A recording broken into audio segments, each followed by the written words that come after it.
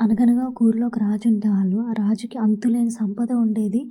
ఎటు చూసినా బంగారం, ఇల్లు అన్నీ ఉండేది. కానీ ఆయనకెందుకో రోజు రోజుకి ఆ బంగారం అవన్నీ చూసి ఇంకా అత్యాస కలుగుతది. ఇంకా ఇంకా కావాలి అనిపించి ఇంకా దేవుడికి పూజ చేయడం మొదలుపెడతారు. ఒకరోజు ఆయన పూజకి మెచ్చి దేవుడు ప్రత్యక్షమై ఏం వరం కావాలో కోరుకోమంటే, నేను ఏది ముట్టినా బంగారం అయిపోవాలి. మొత్తం నా చుట్టూ అంతా బంగారమయం అయిపోవాలి అని కోరుకుంటారు.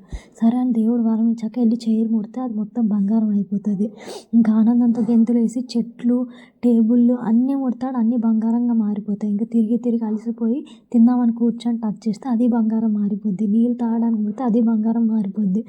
ఇంకా అప్పుడు ఏం చేయాలో అర్థం కాక బాధపడుతున్నప్పుడు వాళ్ళ కూతురొస్తది. కూతురితో సంతోషంగా మాట్లాడి కూతుర్ని దగ్గరికి తీసుకొని ముడదామని ట్రై చేస్తే కూతురు బంగారంగా మారిపోద్ది. అప్పుడు ఆయనకి ఆయన చేసింది ఎంత తప్పో అర్థమవుతుంది. సో, మోరల్ ఏంటంటే ఎప్పుడు అత్యాసకు పోకూడదు.